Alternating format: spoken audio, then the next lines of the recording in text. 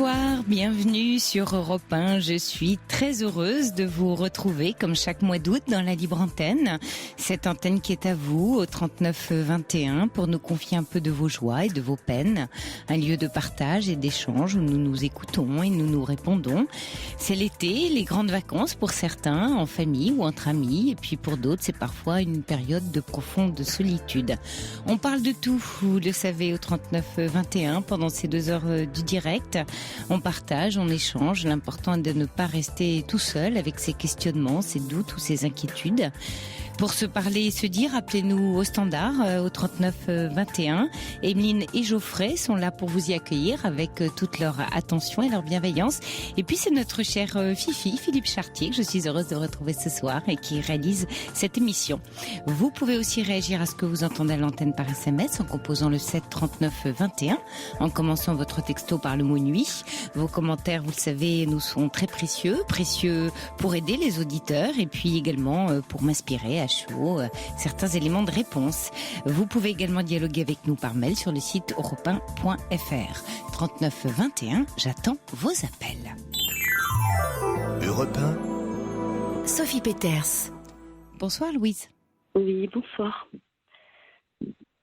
Je vous écoute, vous êtes avec nous sur Europe 1. Oui, alors donc voilà, je me permets de vous demander en fait un conseil en fait par rapport à mon souci que j'ai actuellement. Donc voilà, donc j'ai mon fils qui va avoir bientôt 23 ans.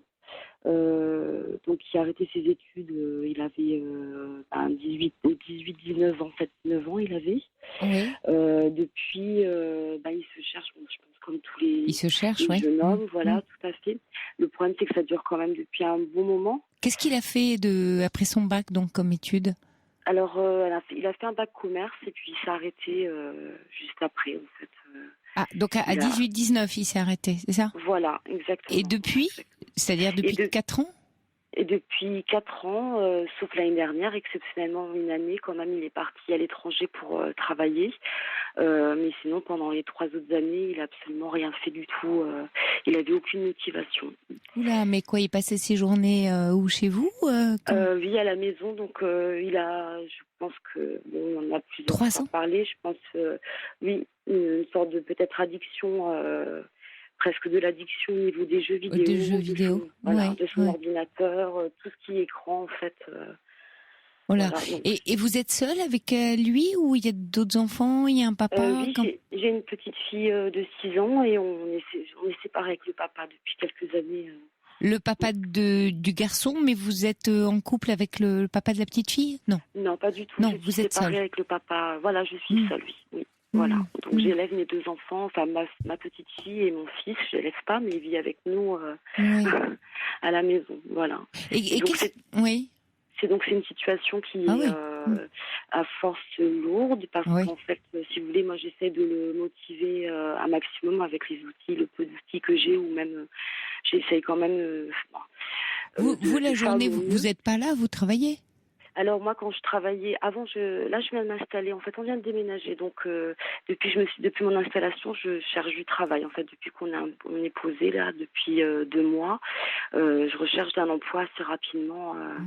Voilà, pour que ça soit un peu plus confortable dans notre vie, quoi, quand même au quotidien.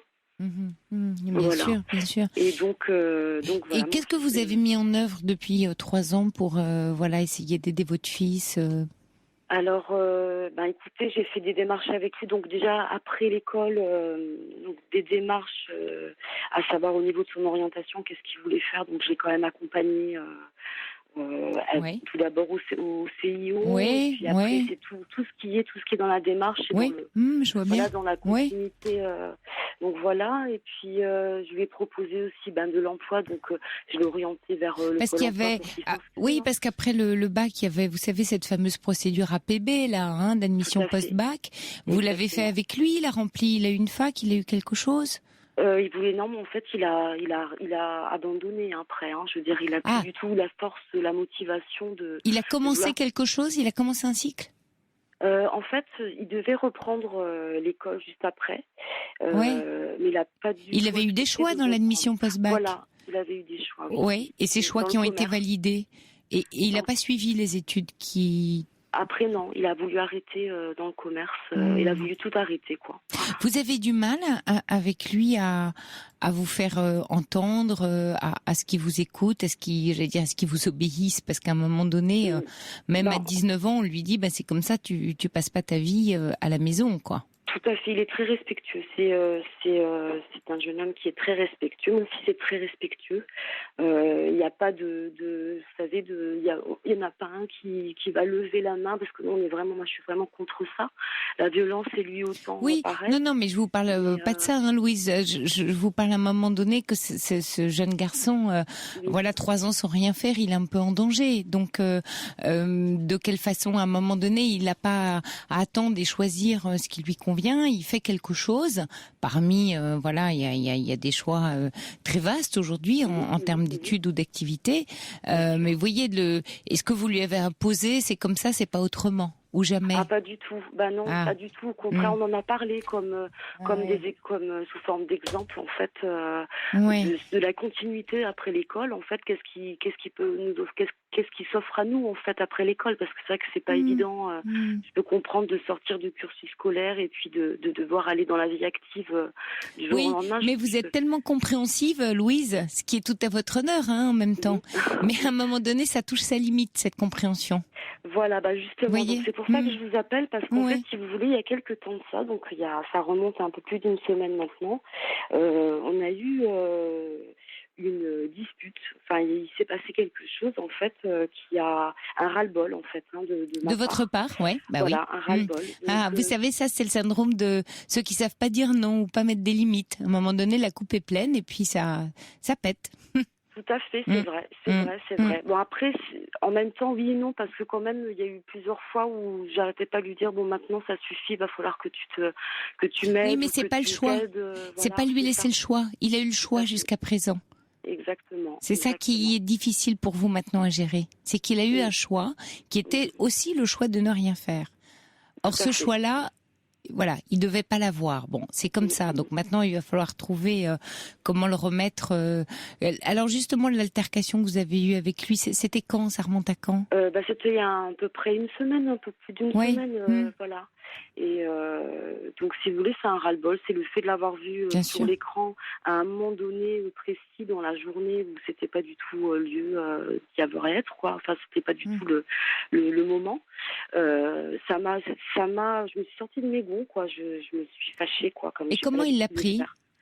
Il a très mal pris. Il s'est mis en position de rébellion, mais comme un adolescent, en fait. Eh oui, et puis il est encore adolescent. Voilà, parce que je ne lui ai pas laissé le choix. Par contre, à ce moment-là, je lui ai dit de partir et il est parti. Mais il est revenu 5 heures après, quoi.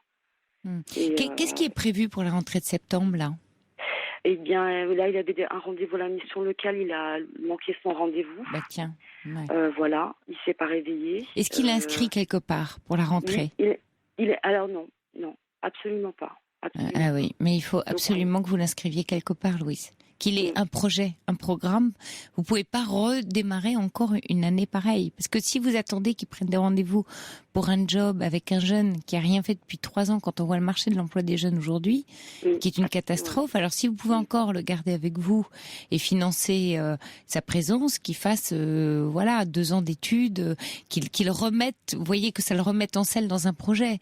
Mais elle est directement dans le monde du travail à bac+0 avec 3 ans de rien. Alors en même temps, vous me parlez d'addiction aux jeux vidéo. Il y a aujourd'hui des consultations en psy, notamment alors sur Paris. Je ne sais pas où vous habitez. Oui, c'est un peu plus loin quand même. Oui. Je pense qu'il y en a dans toutes les villes. Mais il y en a peut-être, maintenant ça s'est développé pas mal dans les services de psychiatrie, sachant qu'il y a un gros service qui traite ça à Paris. Mais ce serait bien que vous trouviez quelqu'un un peu spécialisé dans ce domaine, parce que c'est quand même particulier. Et que ça stresse, vous avez raison, comme un type d'addiction, mais ça reste un type d'addiction particulier. Et ce serait bien qu'il voit quelqu'un, et là encore, il n'a pas le choix. Oui, j'ai pris un rendez-vous déjà, il y a 1 an, enfin un peu plus d'1 an, parce qu'il est parti 1 an à l'étranger, mais j'avais pris un rendez-vous avant qu'il parte. Mais si vous voulez, moi j'ai essayé un tas d'alternatives, j'ai un tas de méthodes, et que j'ai l'impression qu'aujourd'hui ça fonctionne plus, parce que ça fonctionne plus, mais en même temps, comme il me laisse tout le temps croire, ou peut-être que c'est ses vraies intentions, mais il me laisse toujours croire qu'il veut s'en sortir et qu'il a des projets et qu'il veut se sortir de là. Mais à contrario, il est quand même à la maison et Parce qu'il cherche à vous faire plaisir. Vous voyez, d'une certaine manière, vous avez une bonne entente. C'est-à-dire que chacun cherche à faire plaisir à l'autre. Lui vous dit, je vais faire quelque chose, je vais bouger, t'inquiète pas, en somme, mais il fait rien. Et puis vous dites, je comprends, mon chéri, t'as pas trouvé ta voie, donc ça se comprend, c'est vrai que c'est difficile à trouver. Et vous, chacun fait confiance un peu à l'autre. Sauf que ça reste un grand ado à 23 ans qui est pas du tout structuré. Et qui a besoin à un moment donné que vous lui donniez un cadre et qu'il n'ait pas le choix. Et j'ai déjà fait ça aussi. Ah, oui. Et alors, de quelle façon? Comment ça s'est passé? Eh bien, on a fait un sous forme de programme, un petit agenda avec bien au niveau des rendez-vous, au niveau des tâches. Il l'a suivi? Ça n'a pas duré longtemps. Parce qu'à un moment donné, il a contourné tout ça, en fait.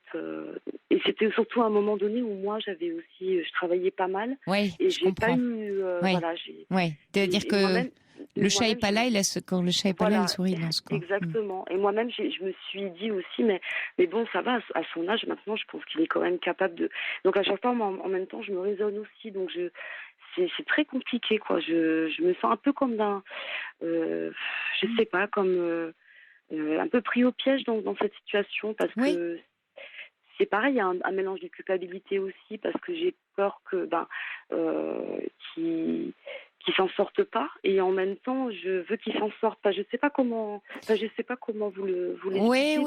Oui, mais il y a une culpabilité de se dire si je ne fais rien, il va pas, il risque de pas s'en sortir et de pas avancer. Et en même temps, si je fais, j'ai peur de casser le lien que j'ai avec lui, qui reste quand même un lien où il m'écoute, ou voilà. Et vous avez peur en disant non et en lui mettant une barrière et en lui remettant un cadre de le perdre. C'est ça votre crainte? Je sais pas. Je sais pas trop parce que j'ai j'ai accepté la situation à partir du moment où j'ai vu que ça commençait à traîner, c'est-à-dire ça fait quand même 3 ans sur 4 ans. Ouais. Et il y a un moment donné où c'est vrai que je me suis quand même, je pense que j'ai pris une prise de conscience, c'est-à-dire que je me suis dit non mais là ça va pas parce que je veux qu'il grandisse, je veux pas le voir encore comme un adolescent. Et en même temps c'est délicat parce que moi-même j'ai pas le mode d'emploi à son âge. Comment m'y prendre au quotidien Oui, mais alors voilà, vous voyez, vous venez de le dire, Louise, et ça c'est top, c'est que vous vous mettez trop à sa place. C'est-à-dire que, en fait, vous fusionnez tellement avec son angoisse de l'avenir, avec sa difficulté de choisir, vous le comprenez presque tellement bien ou trop, que vous n'êtes plus dans votre axe de mer. C'est-à-dire, vous fusionnez avec qui il est, et vous vous mettez complètement à sa place, en fait. Du coup, vous dites, oui, c'est vrai, le pauvre, c'est difficile, je comprends. Vous voyez, vous comprenez trop. Oui, ça c'est un problème que j'ai au quotidien avec tout le monde. En fait, le problème, il est là. En fait, vous êtes axé chez l'autre au lieu d'être chez vous. Et chez vous, vous êtes la maman. Et oui. Vous n'êtes pas chez lui. Que lui, ce soit difficile pour lui, on est d'accord. On sait aussi que la jeunesse d'aujourd'hui, même en faisant des études, c'est pas simple. Mais si vous commencez à vous mettre dans ces difficultés à lui, vous êtes noyé. Vous vous noyez avec lui finalement. Oui. Et vous me faites penser à la personne qui nage avec quelqu'un qui est en train de se noyer et qui se noie avec. Oui. Et pourtant, la personne, je ferai tout pour qu'elle se noie pas, quand même. Bien sûr, mais bien évidemment. Mais c'est bien la difficulté, le paradoxe, bien sûr. Ouais, et c'est bien ça qui vous rend aujourd'hui, qui vous met en difficulté, en fait. Hein. Oui, parce qu'en même temps, mais après, c'est vrai que c'est assez compliqué parce que le problème, c'est que c'est vraiment une réalité. C'est-à-dire qu'on est. Bien sûr. Le fait qu'il y ait un problème aussi au niveau de l'extérieur avec tout ce qui se passe. Donc forcément, c'est vrai que, en plus, c'était mon premier enfant, donc c'est vrai que je pense qu'il y a un lien très fort. Ce côté, oui, tout à fait. Je pense que je l'ai surprotégé à un moment de tout. Oui, puis vous battez seul avec vos 2 enfants, alors vous lui souhaitez une vie bonne, et que au départ vous l'avez laissé en vous disant il va faire son choix, j'ai confiance dans ses capacités, que des bonnes choses finalement. Ah oui, vous voyez, j'entends bien votre position, Louise.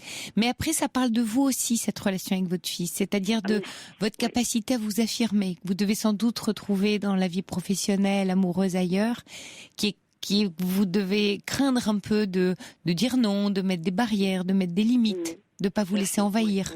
Oui. Voyez. Exactement. Et donc c'est un bon exercice que vous propose votre fils sans le savoir.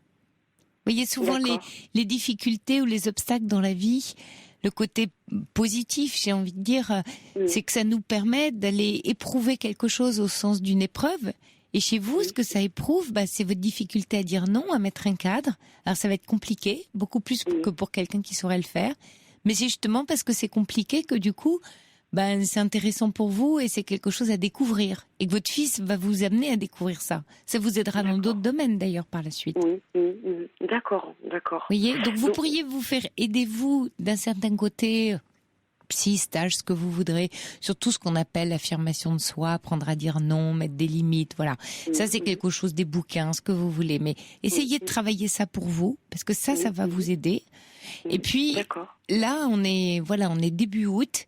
Assez vite, il faut passer en mode un peu plus cadré avec votre fils en lui disant je souhaite, je veux, trouve. Alors si dans la semaine on va dire vous a pas trouvé un projet d'inscription parce que là les inscriptions c'est maintenant, c'est jusqu'au 20 ou 25 août, quelque chose comme ça.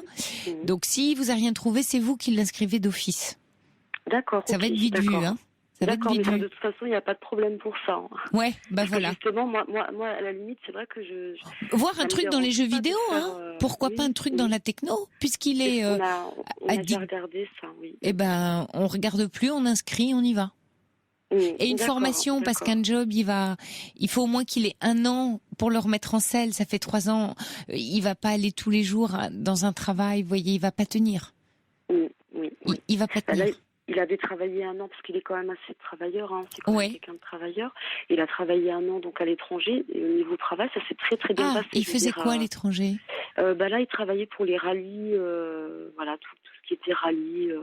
Il vendait du café, en fait. C'était quelque chose, un privé, un privé qui vendait ça sur les rallyes, tout ce qui était grande fête. D'accord. Et dans quelle langue, dans quel pays il a travaillé ? En Angleterre. Super. Donc il est bilingue, là ? Oui, il est bilingue, oui. Top.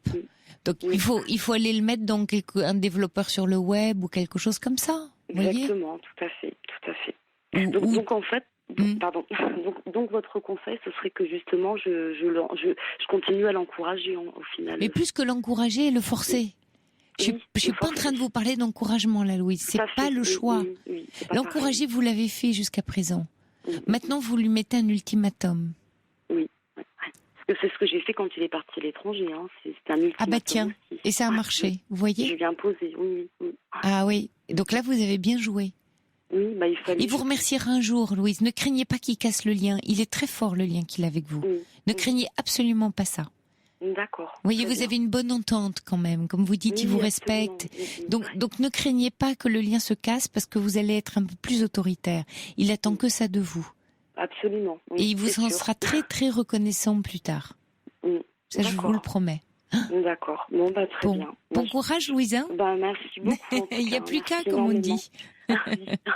Bonne nuit à vous. Merci, Louise. Au revoir. Merci. Au revoir.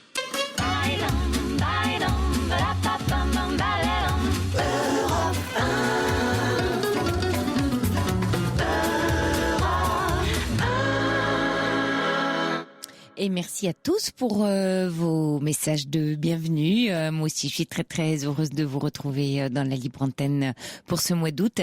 Et puis Louise, si vous nous écoutez toujours, il y a Léa qui vous dit de ne pas trop vous inquiéter, que sa fille est restée 2 ans, qu'elle a poussé, harcelé, encouragé pour qu'elle se bouge. Et puis voilà, tout d'un coup, hop, c'est parti. Et maintenant, elle travaille et tout va bien. Bon courage à vous, Louise. Vous êtes là, Catherine ? Oui, bonsoir Catherine. Bonsoir Sophie. Ravie de vous retrouver. Oui. Et je vous remercie de me prendre à l'antenne. Bienvenue. Merci. Alors, Catherine, dites-nous tout. Presque. Tout, c'est bien un grand mot. Oui. Là, je traverse une période un peu difficile. Que j'avais déjà prévue, disons, mais qui, maintenant, je suis en plein dedans. C'est-à-dire, je suis divorcée depuis 6 ans. Oui. Et je continuais à vivre dans le pavillon que j'occupais avec mon ex-mari. Dans le domicile conjugal, l'ex-domicile. Voilà. Oui. Je suis restée. Et en fin d'année, lui, il avait refait sa vie de son côté. Enfin, sans être marié, il avait une compagne. Il a même eu un petit garçon. Et ça n'a pas marché. Et du coup, comme le pavillon, c'était lui qui l'avait, c'était à lui. Oui, d'accord. Mais il m'avait permis de rester, bien que je lui paie un loyer, enfin bon, bref. Oui. Donc, il est revenu dans son pavillon. Après s'être séparé de sa compagne, dont il avait un enfant. Fin d'année 2013. Donc, nous avons cohabité. Bon, nos relations, en fait, c'était un divorce par consentement mutuel. Oui. Mais enfin, bon, la cohabitation n'était pas très agréable. Oui. Ce qui fait que j'ai mis des bouchées doubles et je me suis trouvé un appartement très vite, en début d'année 2014. Oui. Pas très loin d'ailleurs, c'est dans l'Essonne, dans le secteur, avec il me fallait une gare pour mon travail. Donc, j'ai mis ça sur pied. Et au mois de mars, j'ai aménagé dans un appartement. Donc, d'un pavillon avec sous-sol total, je me suis retrouvée, je me retrouve dans un appartement. Ouais. Au 4e étage d'un immeuble, je ne connais personne, et dans 46 mètres carrés. Ah oui. Et naturellement, j'y avais pensé, parce que, connaissant mon ex-époux... Parce que lui est resté dans le pavillon, du coup, maintenant. Oui, il y est, oui. Et le pavillon, il avait en fait, c'est un peu comme ça l'arranger, quoi. En fait, il vous a fait une fleur, mais qu'il arrangeait, puisqu'il est parti vivre avec une autre compagne. Dans le même petit pays, d'ailleurs. Ce qui fait qu'on se croisait assez régulièrement.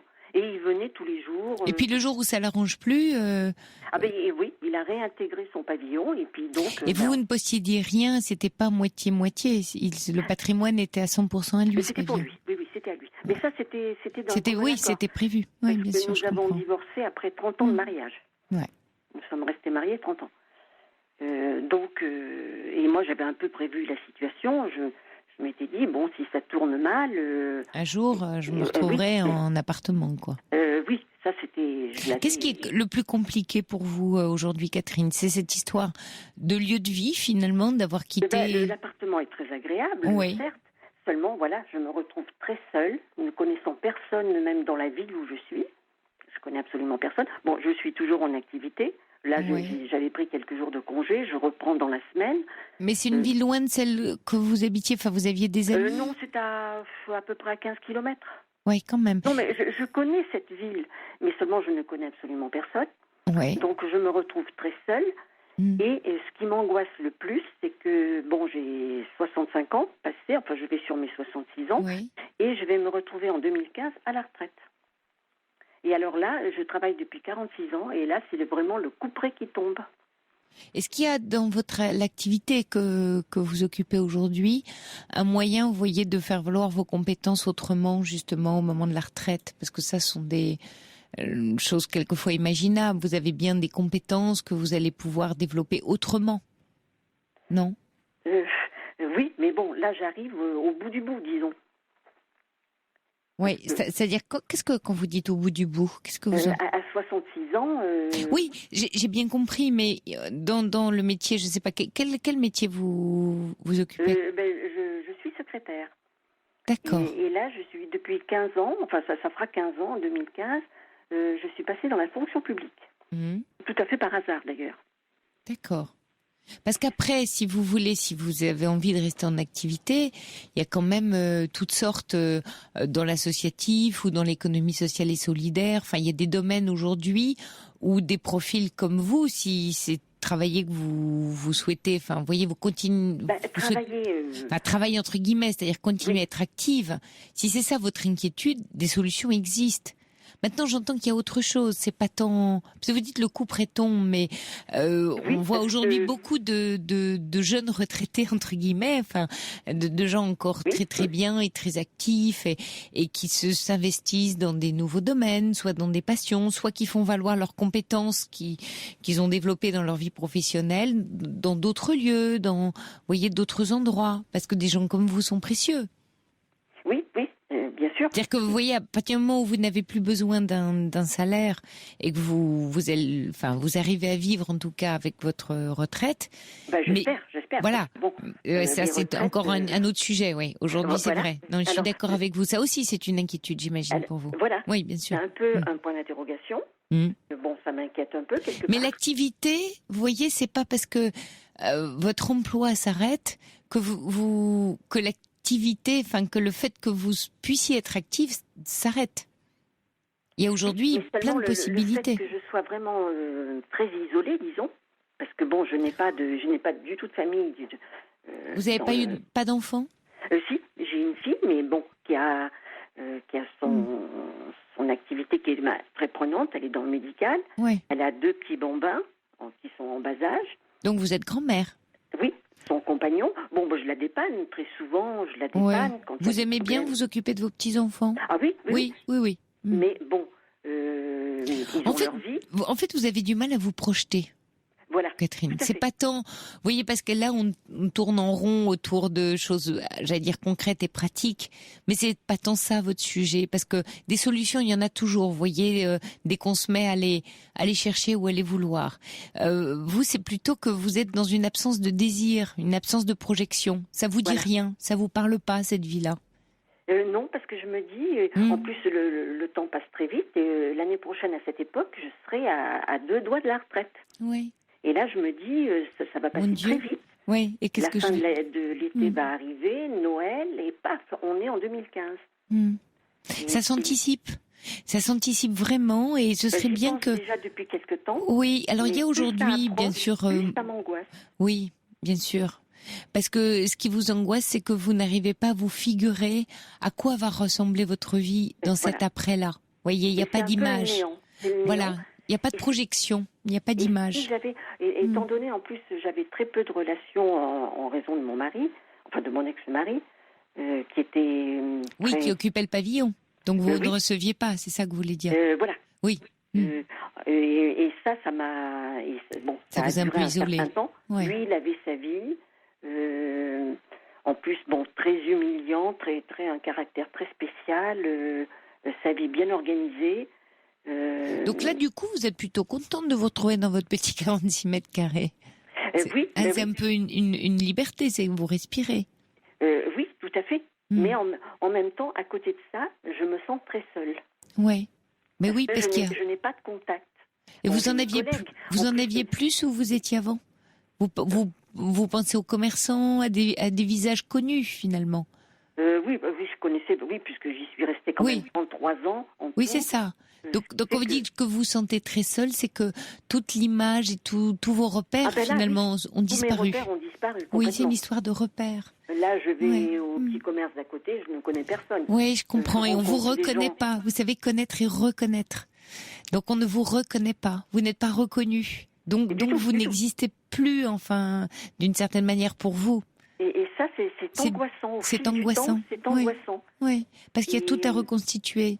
Vous savez, vous êtes dans un entre-deux, Catherine. Je pense que j'ai un abord. Je pense que j'ai pas de problème de relationnel, même avec mes collègues. Mais ça s'entend, bien sûr. Mais bon, là où je travaille, personne ne sait que je suis divorcée, par exemple. Ouais. J'en ai parlé à personne.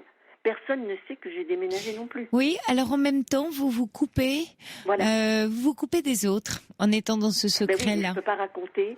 Non, je vous dis pas d'étaler votre vie au grand jour, mais quand on tisse des liens, on a besoin un peu de parler de soi et de se confier. C'est ça qui nous crée des liens entre nous. Alors...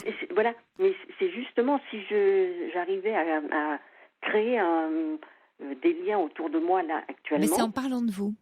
Là, je pourrais éventuellement mais c'est en vous livrant un peu le sujet sans raconter ma vie. Non, bien sûr, mais c'est livrer des petites bribes. C'est créer du lien en parlant un peu de soi. Vous voyez, en livrant des petites choses, de ce que vous aimez. Le vendredi soir, Caroline Veil a eu une personne, la première personne qui est passée à l'antenne. Je crois que c'était une Martine. Et elle avait été mariée, je crois, 32 ans. Oui. Et je me suis vraiment pas mal retrouvée dans son récit. Oui. Mais oui, il y a toute une vie à réinventer là pour vous, Catherine. Oui, mais bon, c'est ça beaucoup se réinvente pas en 5 minutes. Non, exactement, mais c'est un petit pas chaque jour. Et finalement, votre discrétion, qui professionnellement, en fait, et vous avez raison, est aussi un bon point, mais vous a coupé de quelquefois de relations plus proches.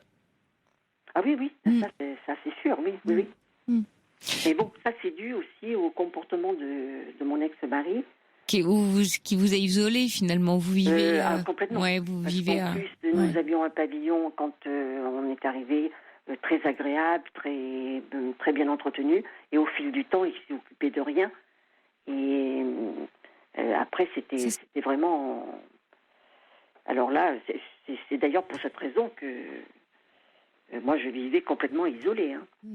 Oui, mais il n'y a pas de fatalité, vous voyez, dans ce que vous me racontez. Il y a une angoisse, il y a l'inquiétude de tout, mais il n'y a pas de fatalité. C'est ça que j'essaye de vous dire, Catherine. Il y a effectivement reconnaître cette angoisse et cette difficulté de devoir un peu comme si vous repreniez un fil à zéro à son début.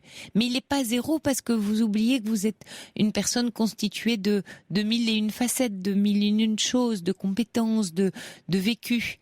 Donc là, vous êtes dans un creux qui est très inconfortable parce que vous êtes dans un entre-deux qui fait que vous n'avez aucune vision, aucune image de votre avenir, de qui vous allez être, de la vie qui va être la vôtre, que ce soit dans vos lieux de vie, que ce soit dans votre profession. Vous voyez, c'est comme un écran noir, hein. C'est comme la télé quand on n'a pas les chaînes, hein. Vous avez plus les chaînes, voilà. Et d'ailleurs, même là, je vois au début que quand je me suis retrouvée dans cet appartement, j'étais un peu occupée pour organiser. Mais là, maintenant, quand je vois arriver le samedi et le dimanche, et je n'ai vraiment rien de... j'appréhende. Il faut faire attention, Catherine, parce que là, la pente, vous voyez, ça peut descendre. Il faut pas vous laisser aller là-dedans. Il faut pas vous laisser aller là-dedans, vraiment pas.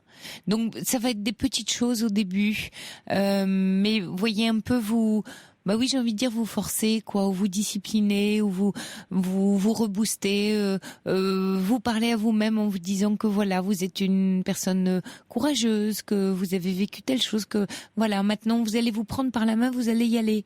Alors ça va être, je sais pas, une inscription quelque part, un club de je sais pas quoi, quelque chose qui vous fait plaisir. Voilà, vous allez y aller. Alors au début, c'est toujours le premier pas qui coûte et qui compte. Oui, voilà. Hein, et puis après, vous allez enclencher une nouvelle dynamique. Mais vous restez pas comme ça.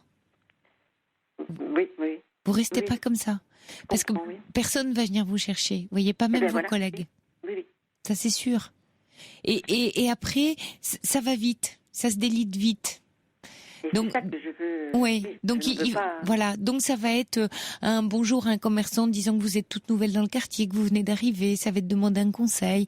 Ça va être raconter, tiens, moi, je viens de telle ville. Ici, c'est un peu nouveau. Voilà. Ça va être une phrase ou deux par jour. Vous voyez, puis les personnes vont se dire tiens, c'est une nouvelle habitante du quartier, on va rentrer en lien avec elle, peut-être on va vous dire tiens, si vous êtes nouvelle, vous savez qu'il se passe telle chose dans la ville ou il va se passer telle chose à tel endroit, puis voilà, petit à petit, mais vous allez parler un peu de vous. C'est une façon de parler de votre solitude, mais de façon élégante et une façon de créer du lien avec l'autre. En fait, de lui faire confiance, c'est-à-dire vous allez faire confiance aux autres, de vous aider, de vous prendre un peu par la main à un moment donné de votre vie où c'est un peu difficile. Et ça, vous allez voir, ça va fonctionner, franchement. J'espère. Oui, c'est sûr. Parce que franchement, les êtres humains, alors je dis en général, mais on est content de sentir, vous voyez, et il y a toujours une façon un peu... voilà, je dis le mot élégant, mais oui, une forme d'élégance de parler de soi, sans étaler toute sa vie. Mais voilà, chacun comprend très bien. Tiens, Catherine, elle vient d'arriver dans la région, dans le quartier, dans la ville. Peut-être qu'elle sait pas ça, peut-être qu'elle connaît pas ça. Vous allez aller voir, je sais pas quoi, le syndicat, je m'en appelais ça, je sais pas si ça s'appelle toujours un syndicat d'initiative ou un centre de loisirs. Voilà, vous allez regarder ce qui s'y passe, vous allez vous renseigner. Et puis voilà, vous allez vous dire tiens, ça me plaît, je vais m'inscrire à tel endroit. Et puis à votre travail, vous allez commencer à imaginer ou à regarder, si vous êtes à l'aise sur Internet, vous allez commencer à regarder dans vos compétences, qu'est-ce qui se fait dans la région, je sais pas, au niveau si vous êtes dans la fonction publique, au niveau de la mairie, enfin, vous voyez, d'être un peu inventive, un peu créative, d'essayer de vous faire plaisir finalement aussi un peu. Oui. De retrouver un peu de plaisir. C'est important.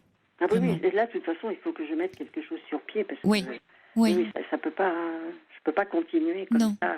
Non, et ce sera les premiers pas qui vont être difficiles, mais après vous allez voir, c'est un cercle vertueux. Là, vous êtes dans une spirale, il faut pas la laisser descendre. Hop, il faut reprendre comme les montgolfières, il faut reprendre le bon air pour remonter, souffler un peu, hop sur la flamme et hop, ça va repartir. C'est vrai que l'oisiveté, moi, je n'aime pas trop. Oui, on finit par gamberger, quoi. Hein. On pense, on est seul face à soi-même, on regarde sa vie en se disant qu'est-ce que c'est que cette vie. On a besoin des autres. Hein. On n'est pas fait pour être. Et là, c'est un palier qui est quand même, c'est déplaisant. Mais oui. Oui, donnez-vous l'autorisation de passer ce moment difficile. On en a tous. C'est un trou d'air. Hein, je reprends mon idée de la montgolfière, c'est un petit trou d'air. Hein, et on en a tous, je vous rassure. Ouais. Donc ça va remonter, j'en suis sûre. Allez, puis l'air est chaud. Vous savez, l'air chaud, ça fait monter les montgolfières. Oui, c'est vrai. Bon courage à vous, Catherine. Hein. Merci beaucoup, merci de nous avoir appelés. Et bonne continuation. Oui, bonne nuit à vous, merci. Et vous savez, je vous écoute tous les soirs. Ah formidable, merci. Et Caroline Dublanche. Et Caroline Veil. Caroline Dublanche, elle revient le 24 août, exactement, le dimanche. Voilà. Ah non, j'adore toute l'équipe, j'adore. Oui, on fait une bonne équipe, toutes les trois. Une fidèle... Ainsi que nos jeunes et fidèles standardistes absolument adorables. Tout à fait. Voilà, Geoffrey, Emeline en ce moment, il y a Paul et Jeanne. Voilà, durant l'année, il y a Quentin le vendredi, et puis notre Fifi qui est là, derrière l'écran, avec son bon sourire. Oui, c'est vrai, tout le monde est très sympathique. Oui. Merci à vous, Catherine, de nous avoir appelés. Merci, bonne nuit.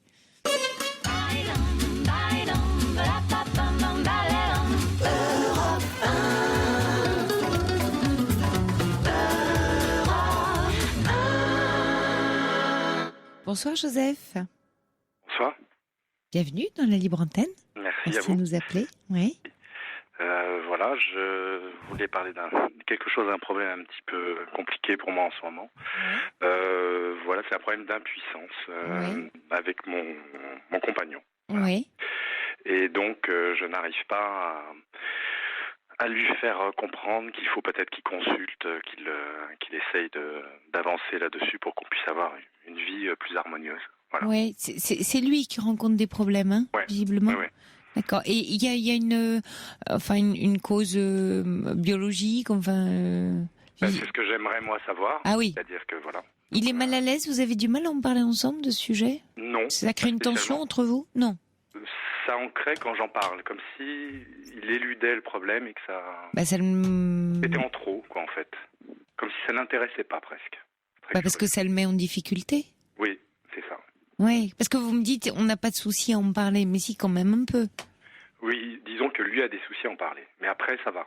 On arrive à en parler, mais ça n'avance pas. C'est comme si c'était...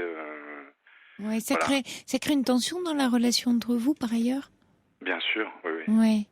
Parce que, vous savez que dans ces affaires-là, il y a aussi beaucoup de psychologiques qui rentrent en ligne de compte souvent. Oui, je sais bien. Et peut-être... dites-moi. Je suis pas du tout psychologue, on va dire. Non. C'est-à-dire que vous, du coup, ça vous met dans une certaine tension, forcément. Oui. Et quand on est là-dedans, on n'est jamais très psychologue soi-même dans quelque chose où il y a un fort enjeu. Exactement. Voilà, donc c'est pas tant une compétence, c'est qu'on est dans un moment qui nous pose, qui pose à soi-même un problème et qui fait qu'en général on sait pas bien le gérer parce que c'est justement un problème pour soi. Et en plus, moi, je connais pas ce problème, donc j'ai pas. Comment ça oui.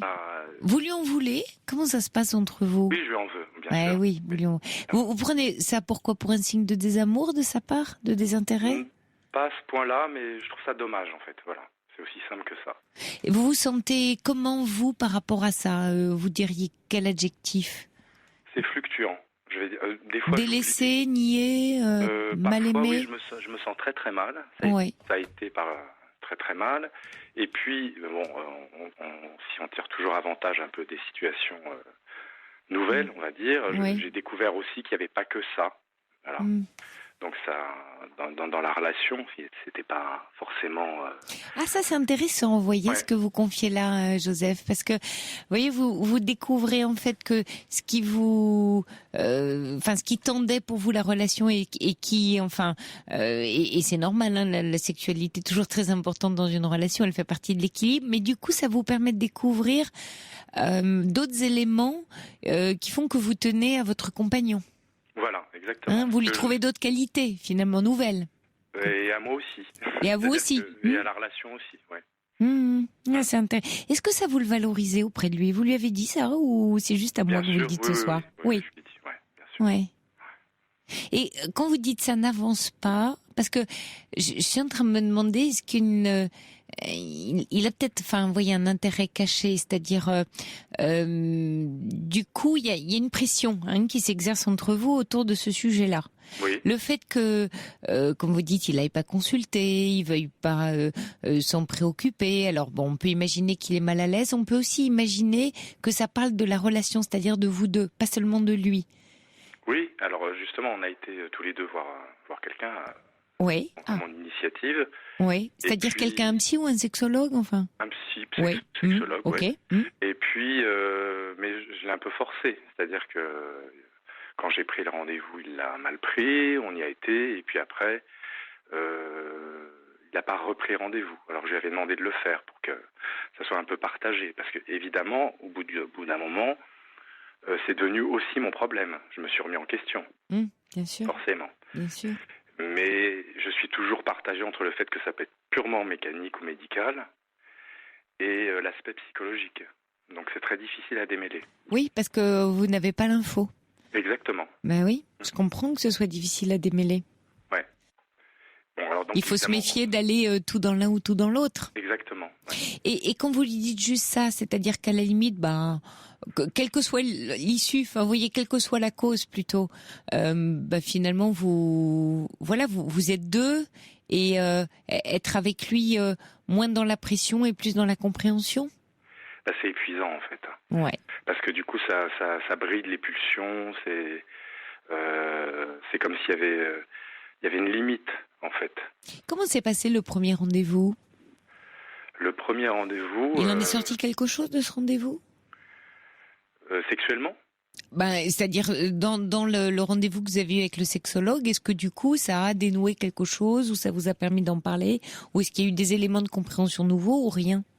Moi, si vous voulez, après j'ai compris qu'au bout d'un moment ça allait plus me regarder quasiment, que c'était peut-être son histoire, son passé, sa vision du couple, etc. Donc je me sentais un peu de trop. Un peu de trop dans leur échange. Ah oui. Ouais. Ah oui, donc il y a bien quelque chose qui lui parle profondément dans cette histoire. Ah, je pense. Oui, parce que si c'était, vous voyez, mécanique ou physique, il serait allé peut-être consulter depuis longtemps. C'est ce que j'imagine aussi. Mais oui, bien sûr. C'est là que je lui en veux, en fait. Parce que... Mais oui, bien sûr. C'est que là, on a la réponse. C'est pour ça que je vous demandais comment s'était passé le rendez-vous. S'il était persuadé que c'était physique et mécanique, il serait aussi ennuyé que vous. Donc, il se précipiterait pour aller consulter. Donc, il y a ce qu'on appelle en psy, vous savez, un bénéfice secondaire à sa situation. Oui. Et alors, après, je me suis posé la question, il doit y en avoir un chez moi aussi. Parce que, allez-y. C'est ce qu'on disait tout à l'heure, c'est-à-dire découvrir aussi plus d'amplitude à la relation, mais malgré tout, là ça fait 4 ans et je me dis ça suffit en fait. Ah, ça fait 4 ans qu'il ne se passe plus rien entre vous, de ce côté-là. Il se passe des choses, mais moi je peux pas lui donner ce que je voudrais, parce que il n'y a pas d'érection concrètement, donc voilà, c'est pas facile. Ouais, oui, c'est pas top. Et quand ça peut venir, pour lui, c'est extrêmement... laborieux. Troublant. Ouais, non, c'est troublant et donc voilà. Ah, ça le met pas bien. Il est pas à l'aise avec ça. Ouais. Ouais. Pas à l'aise avec ça. Il y a Doudou qui demande est-ce que c'est arrivé brusquement et ce jour-là, s'était-il passé quelque chose de particulier ? Non, je pense qu'il a. Enfin, moi, il m'en a parlé. Il a toujours eu ces problèmes. Ça a été petite. Ah, il a toujours eu ces problèmes. Ouais. Depuis votre rencontre, depuis que vous êtes ensemble ? Avant aussi. Ou avant ? Avant aussi. Ah oui, donc il y a quelque chose dans son histoire à lui. Ouais. Ouais. Qui veut pas lâcher. Il y a quelque chose qu'il veut pas donner. Lâcher. Il veut pas donner, il veut pas lâcher. Oui, exactement. Donc, quand je vous parlais de bénéfices secondaires, ce qu'on appelle bénéfices secondaires en psy, c'est que la personne dit qu'elle aimerait bien changer, qu'elle voudrait changer, mais en fait, ça l'arrange bien de ne pas changer. Parce qu'il y a plus d'avantages à ne pas changer qu'à changer. Vous me suivez ?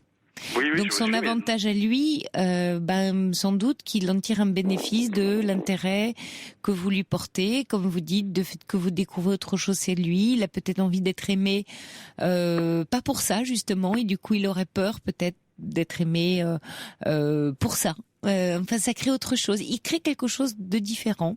Il teste aussi peut-être vos sentiments, votre attachement. Vous voyez, on peut se dire plein de choses autour de ça. C'est ça le problème, c'est qu'après on part dans des... Je veux bien entendre tout ça, mais au bout d'un moment, il y a la réalité qui rattrape quand même.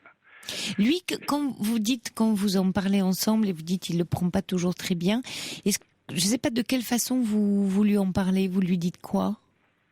Alors j'ai tout essayé. Hein. Alors, il y a eu la colère, il y a eu toutes sortes de phases. Et puis, quand j'ai décidé d'aller voir le psy avec lui, c'était plutôt mettre à plat de manière presque comme entre amis. Oui. C'est-à-dire, voilà, t'as un problème. J'ai essayé de lui dire, si tu avais, je sais pas, une plaie, quelque chose, un bras cassé, on irait chez le médecin. Ouais, donc, super. Voilà. Ouais, super idée. Bon, il y est venu de cette manière-là, mais c'est comme si... Vous voyez que vous êtes psychologue. Je plaisante. Oui. Non, je suis pas psychologue. Mais j'essaye que ça se passe bien, en fait. Et du coup, c'est juste que après, ça part dans quelque chose pour lui, comme si je lui cassais son rêve. Des fois, j'ai l'impression qu'il me fantasme. Ah oui, il est dans vous avez sans doute pas tort, hein, Joseph, c'est bien vu, hein. Il vous a tellement idéalisé, fantasmé, qu'il est plus dans le réel. C'est ça. Donc je serais presque plus. D'ailleurs, on n'habite pas ensemble pour l'instant, et même quand je suis pas là, c'est presque une autre personne. C'est-à-dire que même dans l'échange, c'est difficile à dire. Il y a Yvan qui demande s'il a des soucis, si ça lui pose des soucis d'être homosexuel ou pas. Elle la vit bien, il le vit bien. Oui. Oui. Ouais. D'accord. Donc mais je pense que c'est un problème avec la sexualité tout court. Tout court. Ouais. Comme si c'était, comme on dit vulgairement, il y a des gens qui disent c'est un plan cul. Ou voilà, on aime. Moi, je différencie pas ça. Oui, vous êtes dans l'amour, quoi. Ça va avec, ça fait partie. Voilà. Ça fait partie du deal amoureux, quoi. Voilà, et puis même, j'imagine que, je l'ai vécu, même si c'était une aventure, je pense qu'il y a toujours un peu d'amour. Ça peut pas être comme ça. Oui. Voilà, c'est pas moi, ça. Mais je pense que chez lui, il y a une vraie séparation, c'est l'un contre l'autre. Ah, alors, vous savez ce que disait Freud, hein, il parlait justement beaucoup de l'homosexualité, c'est dans Totem et Tabou, si mes souvenirs sont bons. Il dit là où il aime, il ne désire pas, et là où il désire, il n'aime pas. C'est-à-dire un clivage entre les sentiments et la sexualité. Oui. Est-ce que ça voudrait dire qu'il arrive à exercer sa sexualité ailleurs? Oui, tout seul. Ah bah voilà, ça fonctionne.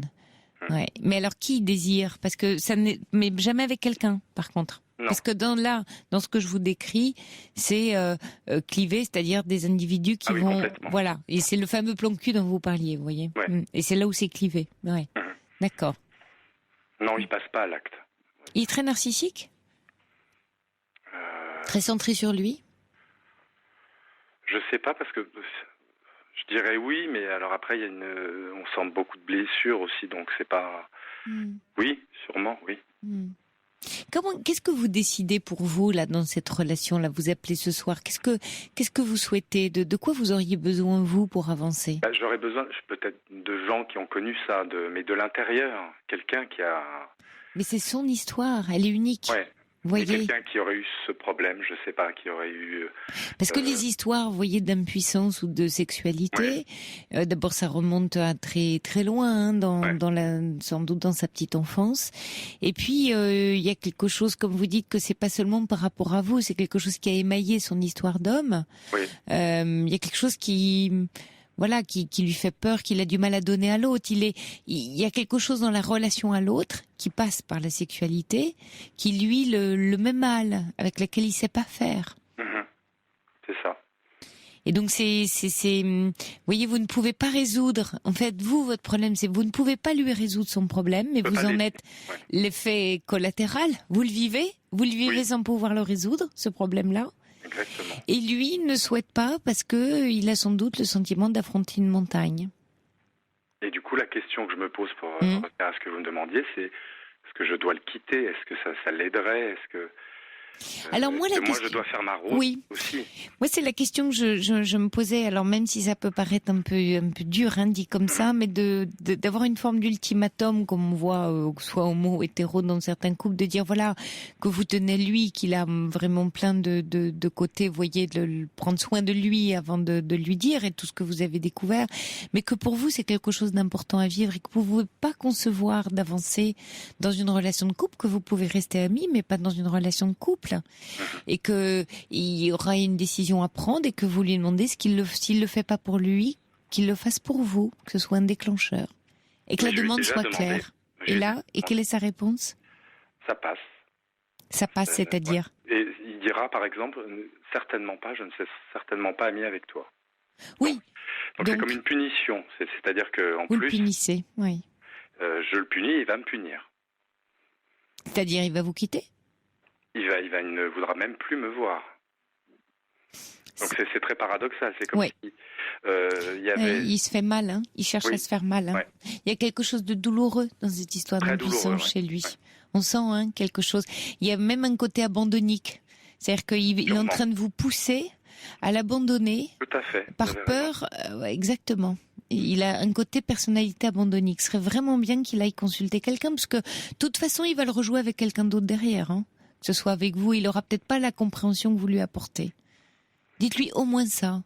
Dites-lui que vous avez vraiment une infinie patience et compréhension et empathie, attention pour lui. Je vous entends bien, vous n'êtes pas dans la pression, hein, vous n'êtes pas en train, mais qu'à un moment donné, et parlez-lui, allez regarder. Je vous encourage à aller voir un peu les contours de la personnalité abandonnique pour essayer de le gérer. D'accord. Parce que là, il vous pousse à ça, il vous pousse à l'abandonner. Oui, c'est ça. Et après, il va vous accuser de l'avoir abandonné parce qu'il était un mauvais garçon. Ou je le verrai même plus, en fait. Oui. Et c'est moi qui vais souffrir. Exactement. Il joue au mauvais garçon, il vous fait jouer au mauvais garçon. Oui. Il est en train de jouer avec vous, un peu. D'accord. Donc faites attention à vous. Et peut-être vous allez voir quelqu'un qui va vous aider à démêler l'histoire. D'accord. Pour vous, en tout cas. Oui, vous voyez, pour vous aider d'avancer, pas rester coincé dans là où il vous a mis aussi un peu. Un peu dans une impasse, oui. Ouais. Bon courage, hein, Joseph. Merci de nous avoir appelés. Je vous en prie. Bonne nuit à vous. Au revoir.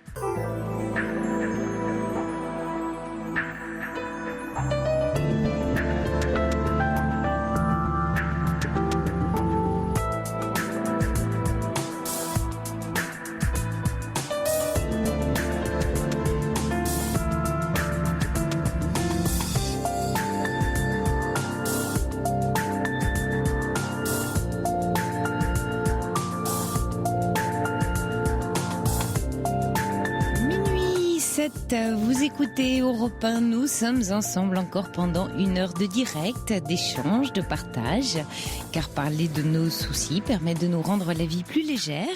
L'antenne est à vous, il vous suffit de composer le 3921 pour partager avec nous vos préoccupations ou des événements de votre vie. Vous pouvez aussi échanger avec nous, avec les auditeurs par SMS, évidemment, au 7 39 21, en commençant par le mot nuit, ou nous adresser un mail sur le site d'Europe 1. Et puis n'oubliez pas que vous pouvez également dialoguer avec un ou une auditrice dont vous partagez les émotions auxquelles vous avez envie d'apporter votre conseil. La nuit se poursuit avec au standard Emeline et Geoffrey et Fifi à la réalisation. Bonsoir Mathieu. Mathieu, vous êtes là ? Allô ? Ah, c'est Célia. C'est Célia, pardon Célia. Bonsoir Célia. Oui, bonsoir Sophie. J'écoute votre émission depuis très longtemps et j'ai toujours été, enchantée d'apprendre plein de choses sur la psychologie. C'est super, quoi. Tant mieux. Bon, alors je vous téléphone parce que je suis malheureuse comme les pierres. Ouais. Voilà, je vous explique. J'ai 43 ans. J'ai envie de fonder une famille, d'avoir des enfants, de trouver quelqu'un de sérieux, voilà, un garçon sérieux. Parce que jusqu'à maintenant, j'ai vraiment pas eu de chance, quoi. Je suis toujours tombée sur le même type d'homme. Soit c'était pour une nuit, ou soit c'était pour profiter, quoi. Profiter dans tous les sens du terme. Et franchement, je sors pas beaucoup, hein, mais ça m'arrive de sortir. Mais principalement, je trouve des garçons sur Internet. On m'a déjà dit que sur Internet, c'était bidon, il fallait pas y aller. Mais j'y vais quand même. Mais j'ai même du succès, même, pour vous dire. Parce que j'ai mis une jolie photo, bien sûr, de moi, valorisante. Mais je suis malheureuse comme les pierres parce que j'ai peur de passer la 45e et de ne pas avoir d'enfant, quoi, en fait. Mais là, ce serait en plus un premier enfant. Vous avez 43 ans, c'est ça? Oui, j'ai 43 ans, c'est ça. Mais j'ai déjà été enceinte, mais je ne l'ai pas gardé. Ouais. Parce qu'il est pas resté ou? Non, c'est parce que en fait le garçon s'en moquait totalement et c'était un accident. Ouais, vous n'avez pas souhaité, d'accord. C'était un accident, il n'était pas désiré cet enfant. Ça, Célia, en même temps, voilà, vous n'allez pas. C'est vrai que le compte à rebours est commencé. En même temps, peut-être aussi qu'à votre âge, vous pouvez croiser la route d'un homme, voilà, séparé, qui a des enfants à élever et auxquels vous pourrez vous attacher ou apporter votre affection. Oui, c'est vrai aussi. Donc, c'est vrai aussi. Il y aurait ça aussi. À un moment donné, c'est ça aussi, hein, avancer dans la vie, c'est lâcher prise, c'est renoncer, voilà, à des choses qui ne sont pas arrivées et qui peut-être n'arriveront pas. Excusez-moi, parce que aussi je suis suivie psychologiquement, parce que psychiatriquement, parce que j'ai une maladie. Ouais. Et à chaque fois que j'aborde la question de faire un bébé, on m'a même dit, vous voulez pas adopter plus tard, quoi, comme si ma maladie était un frein à ce que j'aie des enfants, quoi. C'est quoi, et je me demande pourquoi, parce qu'on me l'a jamais expliqué. C'est quoi votre pathologie, Célia?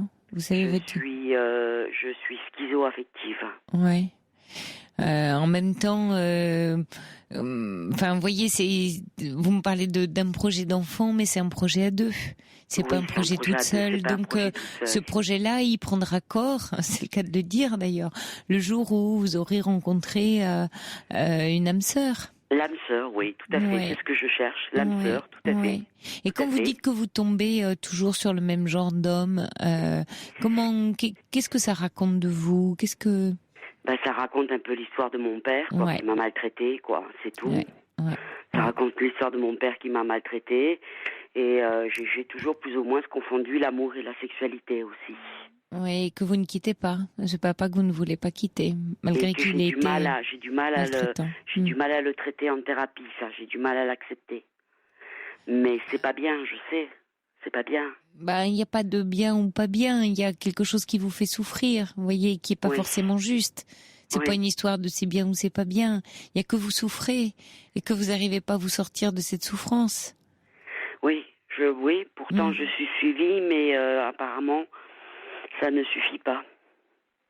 Quand vous dites qu'est-ce qui ne suffit pas?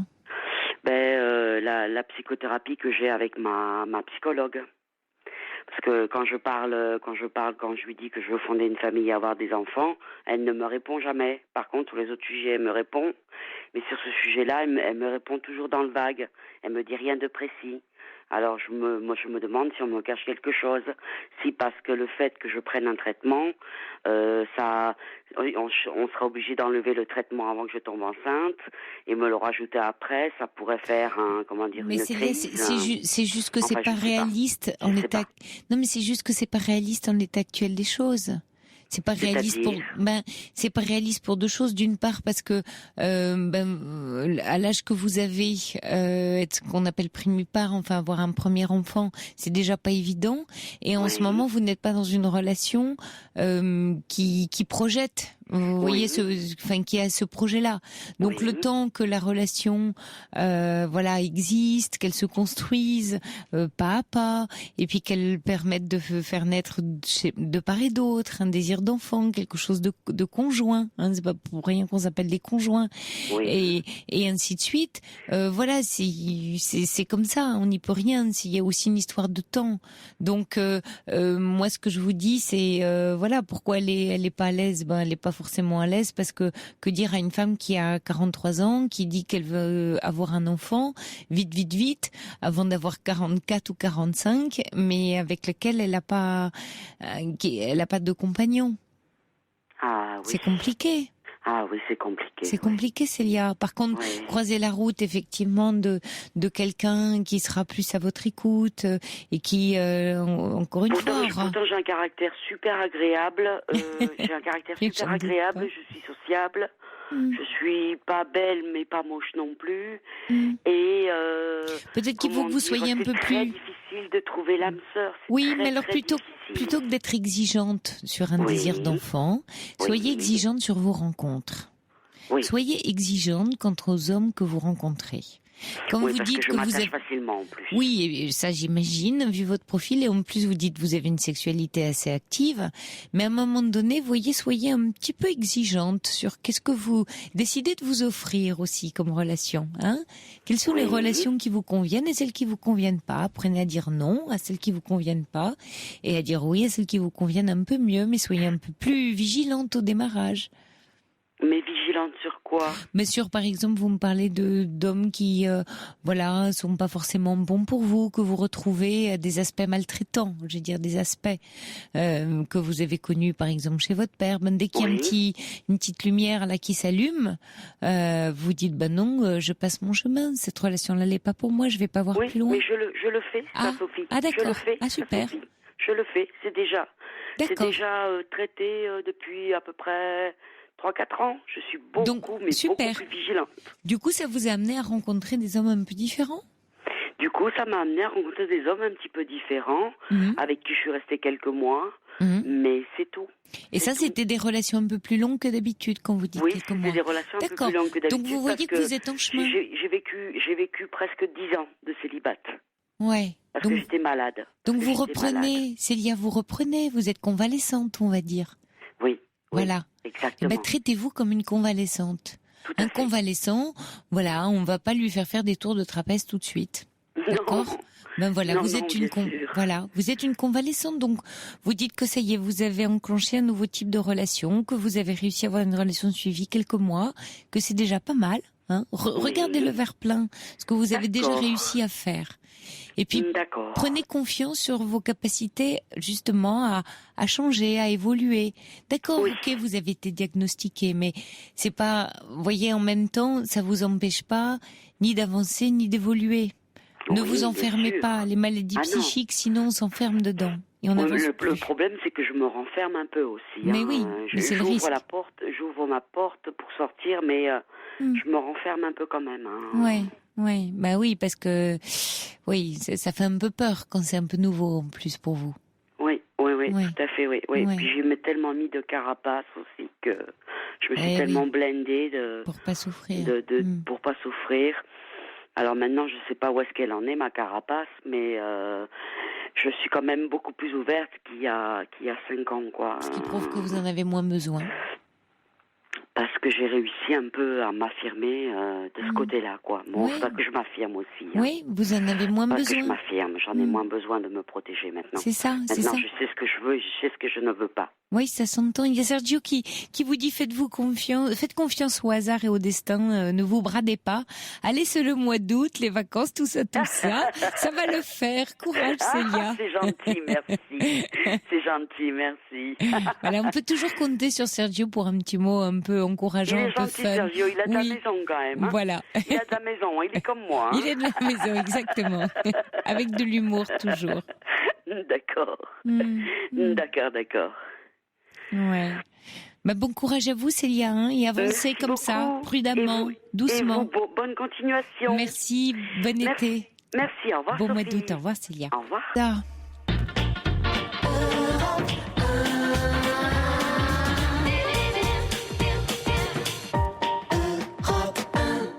Avant d'accueillir Mathieu à l'antenne, Joseph, si vous nous écoutez toujours, il y a un auditeur qui vous conseille, en fait, pour le problème de votre compagnon, de voir peut-être du côté de sa parenté, est-ce qu'il a subi des brimades, notamment en public et à l'école, comment ça s'est passé pour lui. Voilà, cet auditeur qui dit « je sais de quoi je parle ». Alors c'est peut-être une piste aussi à explorer dans vos dialogues avec lui. Vous êtes là, Mathieu ? Oui. Oui, bonsoir Mathieu. Bonsoir. Bienvenue à Libre Antenne. Voilà, je vous appelle pour avoir un éclairage ou un conseil. J'ai donc vécu 19 ans avec mon compagnon. Oui. Nous avons adopté une petite fille il y a 8 ans. Oui. Voilà, elle avait 3 jours. Et mon compagnon, malheureusement, est décédé il y a 2 ans et demi. Voilà. Avant cette relation de 18 années de bonheur intense et riche, et sans éclat, j'ai vécu 5 années avec une jeune fille. Voilà, j'étais étudiant à cette époque-là. Et puis avant la vie avec votre compagnon. Bien sûr. Oui, d'accord. Bien sûr, voilà. Ensuite, il y a eu donc on s'est séparés, ce qui m'a évidemment un peu bouleversé, mais je crois que c'était plus ou moins sous-jacent de toute façon, hein, cette envie comment dirais-je, de rencontrer un garçon. Voilà. Oui, et puis j'ai rencontré cet homme extraordinaire avec qui nous avons vécu donc ces belles années. Voilà. Depuis le décès de mon compagnon, je me retrouve seule avec notre fille. Oui. Et évidemment, ce qui est compliqué pour elle, puisque maintenant elle a 8 ans, mais elle avait donc 2 ans et demi de moins. Donc depuis cette époque-là, bien sûr, elle avait 5 ans et demi, quoi. 5 ans et demi. Voilà. Elle voit régulièrement, une psychologue. Oui. Et comment ça se passe pour elle depuis la disparition ça se passe, c'est que c'est une enfant que j'ai adoptée au Vietnam, donc je crois que malgré tout, elle est génétiquement, je pense en tout cas, il semblerait, elle est très imprégnée de la culture, enfin du mode du fonctionnement que peuvent avoir en général les gens en Asie, c'est-à-dire beaucoup sur la réserve, la protection. Et ne parlons pas des émotions, en tout cas les évoquons pas, même si notre fille a très bien, et j'étais attentive bien évidemment, et elle a ritualisé le départ de son parrain, puisqu'on avait fait le choix de ne pas s'appeler papa tous les deux. Ah, oui. Il y avait donc parrain avec toute la symbolique. Oui, toute la symbolique que ça contient. Puisque nous sommes catholiques et croyants. Oui. Et puis moi qui était son papa tuteur légal. D'accord. Voilà. D'accord. Et son parrain est décédé, même si c'était inattendu, mais il savait qu'il était malade parce qu'il était porteur d'une maladie. Oui.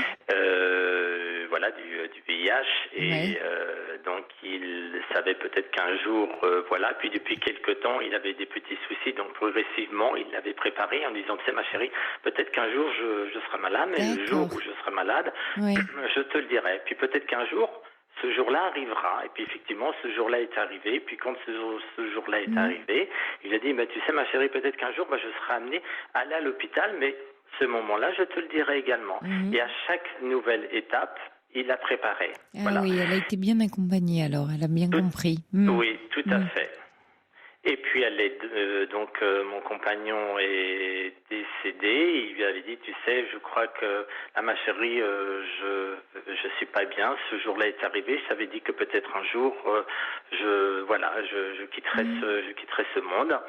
Et voilà, il me dit, je vais rentrer à l'hôpital, mais peut-être qu'on ne se verra plus et peut-être que je ne rentrerai pas à la maison. Enfin bref. Donc le décès a eu lieu. Hein. Voilà, quand j'ai quitté mon compagnon, pensant le revoir, et puis finalement il est décédé, mais je crois qu'on sait tous, en tout cas, souvent le moment qu'ils choisissent pour partir. Mais voilà, donc à mon retour, moi je lui ai dit à notre fille, je lui ai dit, tu sais, parce que c'est jamais facile d'utiliser les bons mots dans ces moments-là, mais pour que ça prenne sens aussi pour elle, je lui ai dit, tu sais, ton parrain a cessé de vivre.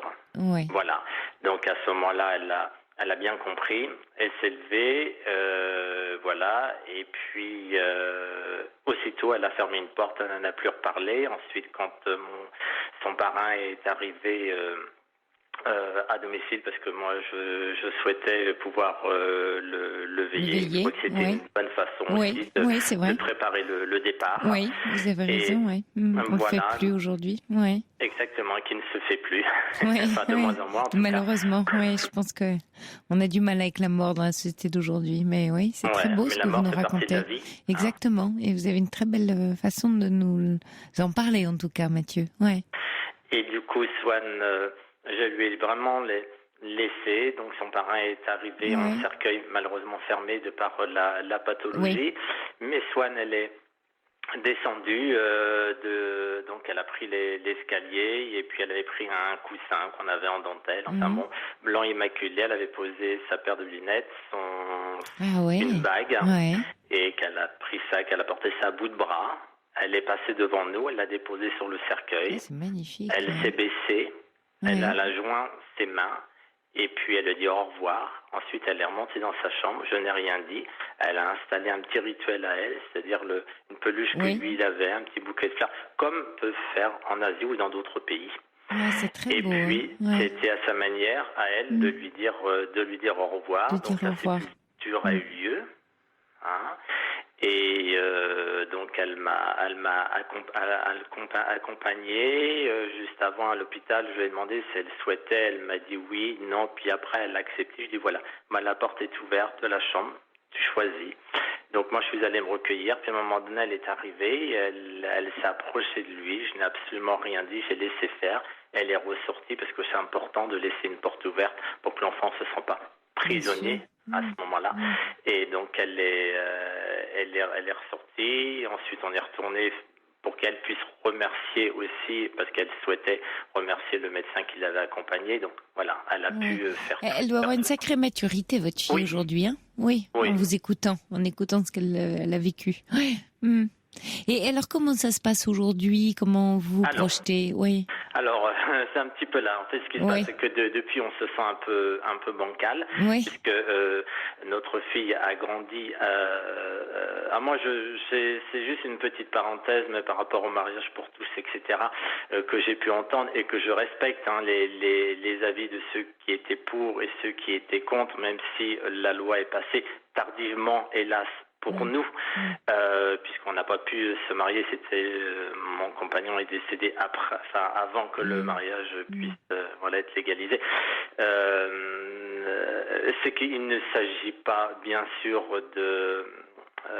d'hommes ou de femmes. Enfin, évidemment, moi je prêche pour ma paroisse, je dirais, mais il s'agit avant tout d'amour. Et qu'un enfant, il peut se sentir bien que s'il sent qu'il y a de l'amour, qu'il y a un équilibre. Alors j'entends bien aussi la référence, mais la référence, un enfant se l'approprie.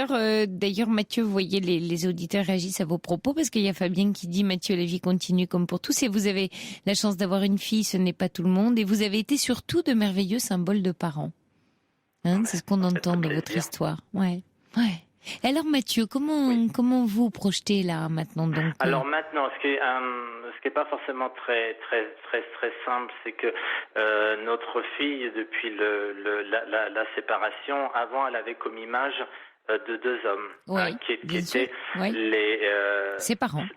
Qui étaient ses parents. Voilà, exactement. Elle n'avait pas de comparaison, elle ne faisait pas de comparaison entre hommes et femmes, même si à l'école autour d'elle, elle voyait bien qu'il y avait des parents hétéros, séparés, recomposés, etc. Mais ça ne lui posait pas de soucis, puisqu'on avait notre équilibre et beaucoup d'union et d'amour et de respect entre nous trois.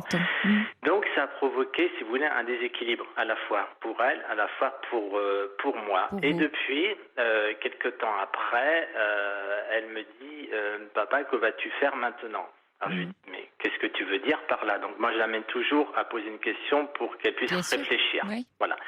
Et elle me dit à ce moment, elle me dit « Mais papa, tu sais très bien ce que je vais dire. » Bon, je vais un peu plus loin et je lui dis « Mais qu'est-ce que tu veux dire précisément ?» Elle me dit « Mais papa, tu vas pas rester tout seul. » Bien évidemment, j'avais bien compris ce qu'elle voulait dire derrière. Et à ce moment-là, elle me dit, mais papa, tu vas pas aller avec un... Enfin, je sais plus exactement, je voudrais pas trahir ses propos, mais c'était, maintenant, je veux que tu ailles avec une femme.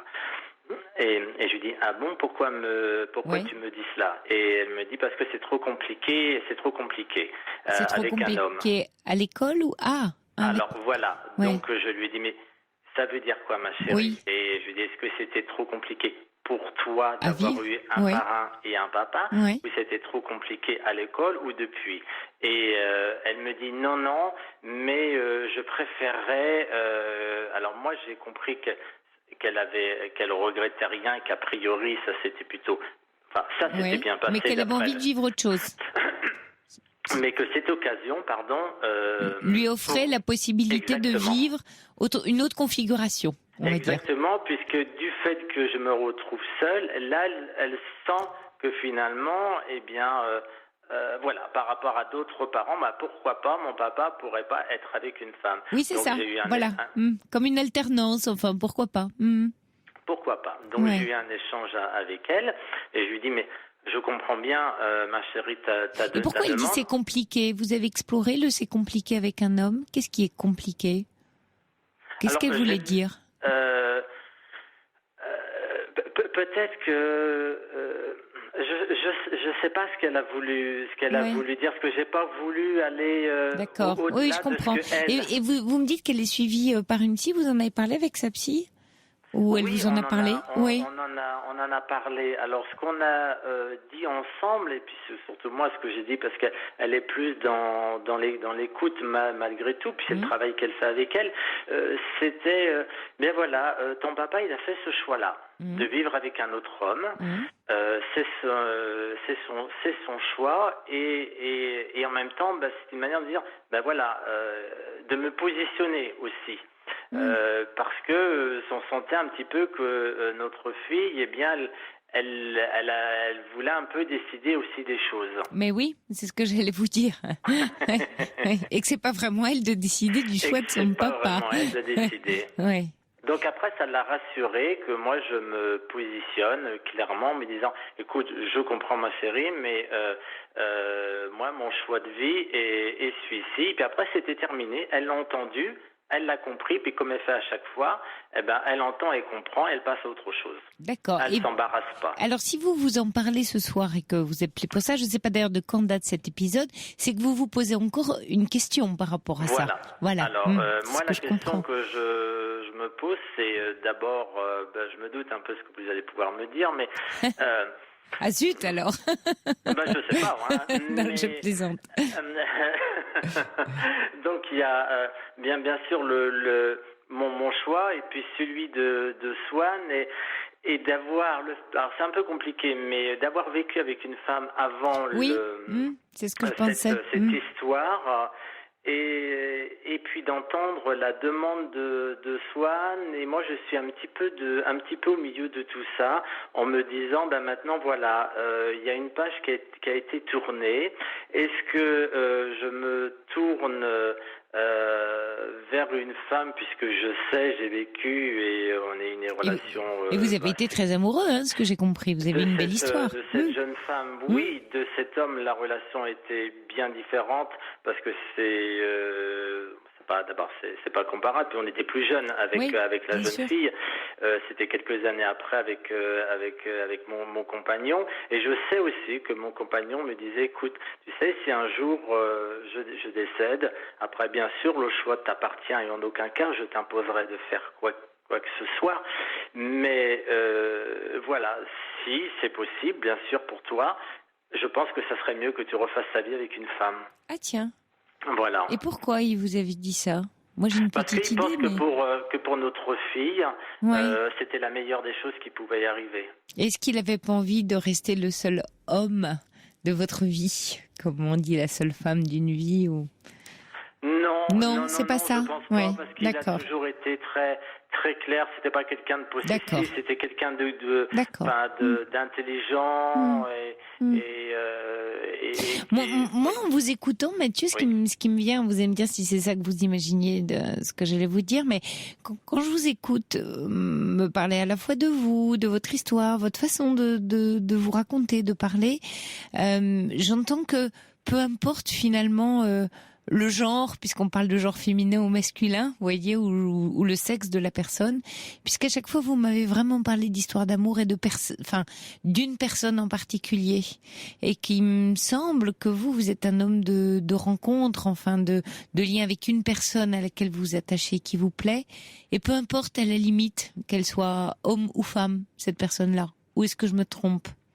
Alors, et que du coup c'est peut-être l'ambivalence ou la confusion dans laquelle vous mettez toutes ces histoires, c'est-à-dire que ce qui vous rend confus, c'est d'être peut-être justement cet homme qui peut voir une personne au-delà de son genre, vous voyez, s'attacher à elle en tant que personnalité, et que du coup ça vous rend confus dans à la fois la demande entre guillemets de votre fille et celle de votre ex-compagnon, parce que de fait, c'est pas une histoire de savoir si vous allez choisir un homme ou une femme, ce sera une rencontre avec un grand R.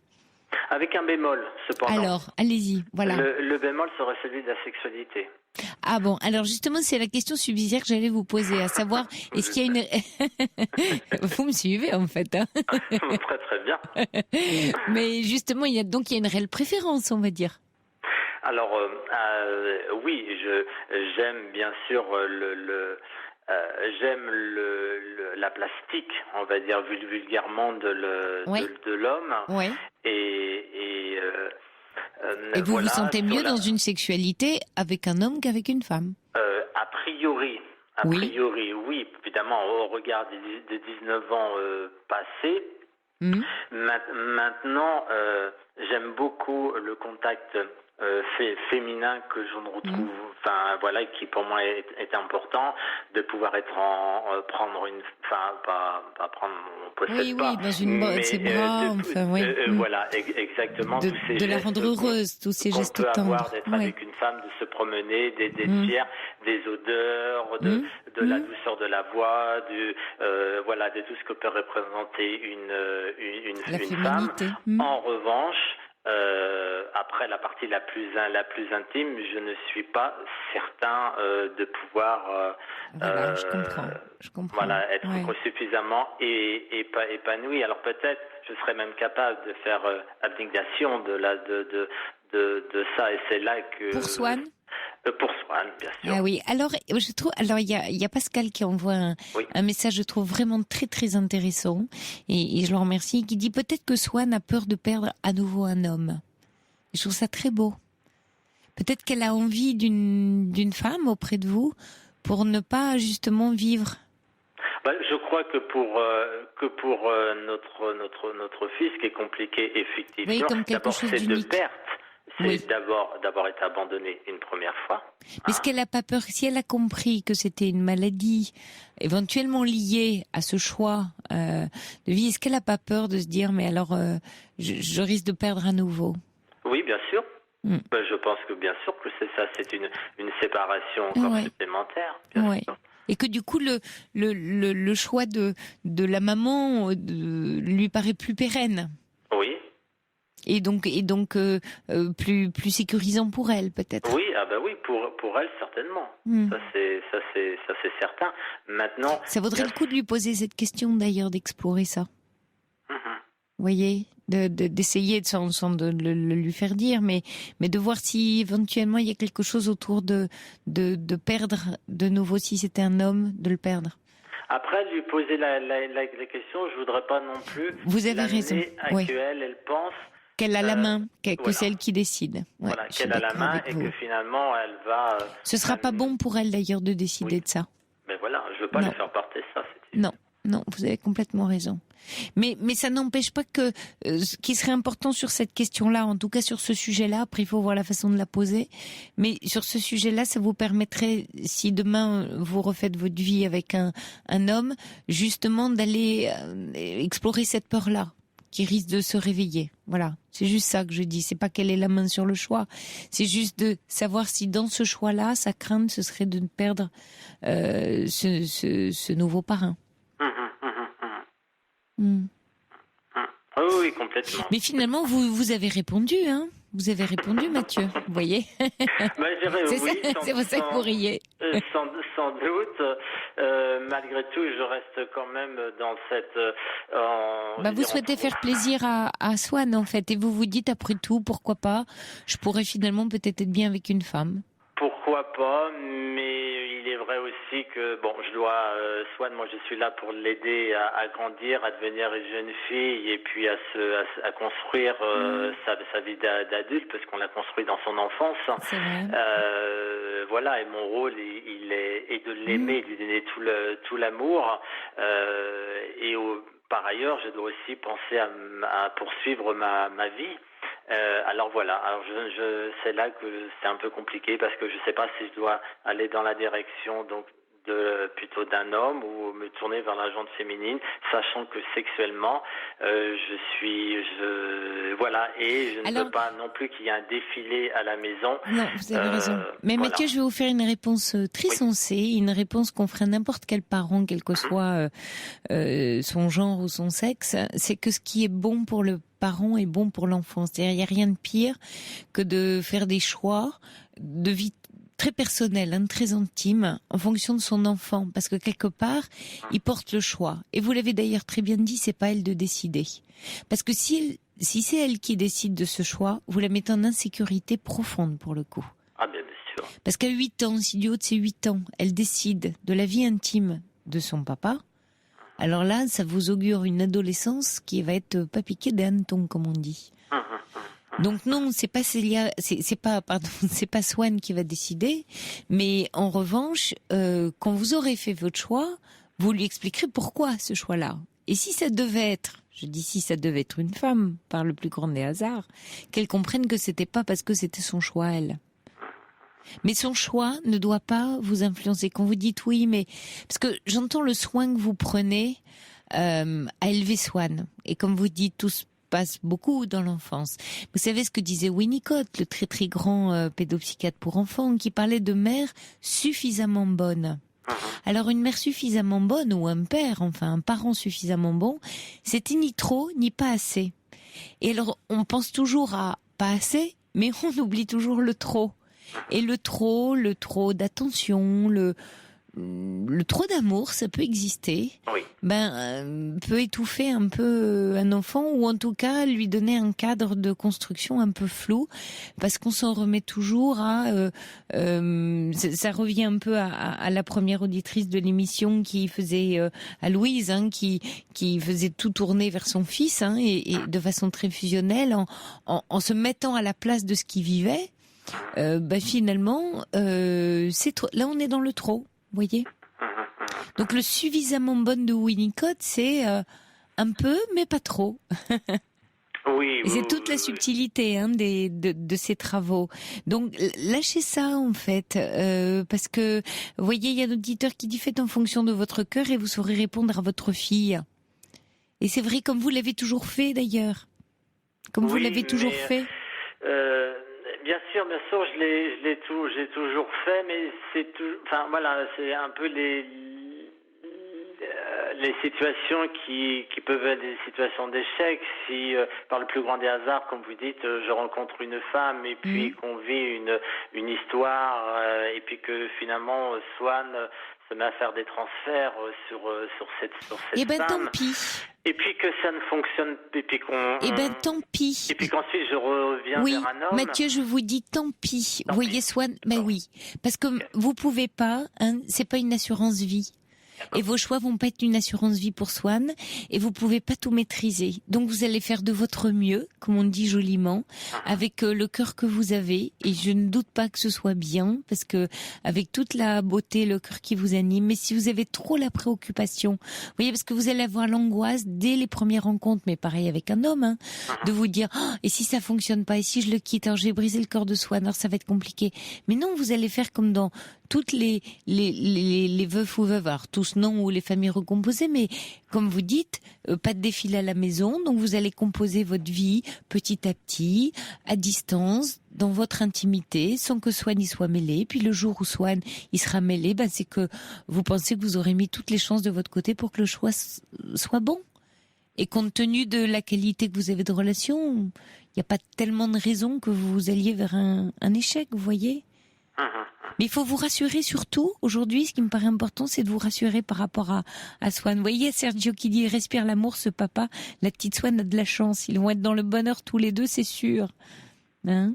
Mais vous savez, faites vraiment, soyez très vigilants ne soyez pas inquiets, vous ne pouvez pas maîtriser l'éducation de Swan à 100%, elle va avoir ses épreuves, elle va avoir ses expériences, elle en a eu déjà, et vous voyez avec quelle maturité elle a développé par rapport à la mort, ce qui est rare parce chez que un les mots enfant. ont toujours été très importants pour comprends, nous, donc on a toujours mis des mots.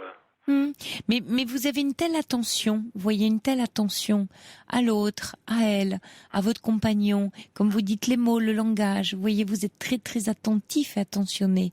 Donc faites-vous confiance là-dessus, vraiment. Ça me paraît vraiment important. Alors j'ai juste envie de vous faire rire, mais c'est une blague ou une joke, comme on dit en anglais.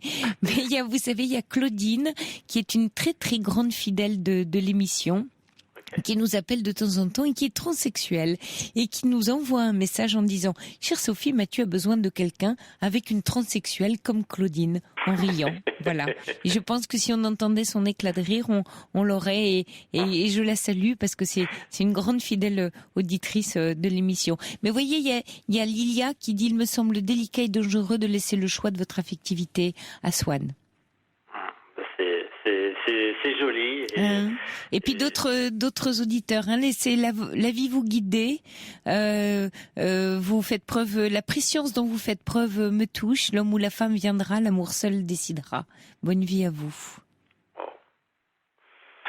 Très touché. Bien, merci infiniment. Oui. Voilà, cette intelligence de différentes réponses là. Voilà. Il y a Pascal qui dit Mathieu peut toujours lui trouver une marraine pour que Swan puisse s'identifier sans l'épouser. C'est joli aussi. Ah oui, c'est très beau également. Ouais, une marraine.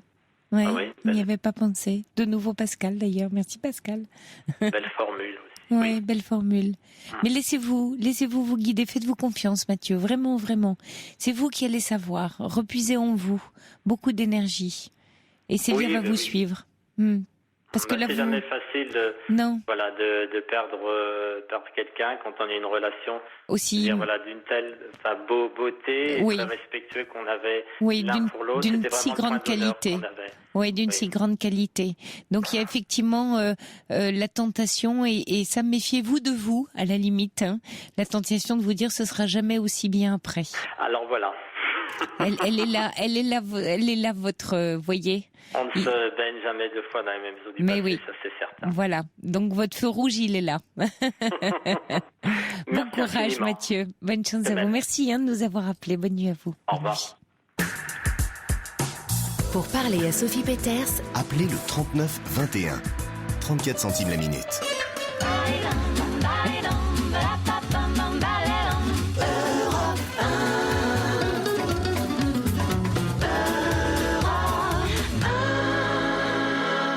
Bonsoir Barbara. Bonsoir. Je vous appelle parce que je me fais beaucoup de soucis pour une amie. Oui. J'ai une amie qui a un cancer. Elle le sait depuis le début de l'année et elle. Je sens, elle a vraiment pas beaucoup de monde autour d'elle à qui se confier et à qui en parler et en fait, quand je dis pas beaucoup, ça veut dire personne à part moi en pratique et je sens que je suis complètement débordée par la situation. Oui, c'est-à-dire que j'essaie, on est amis d'enfance, on a une 50aine d'années toutes les deux, et donc je l'appelle tous les jours, on parle beaucoup, etc. Mais je sens bien qu'elle a besoin d'un soutien professionnel.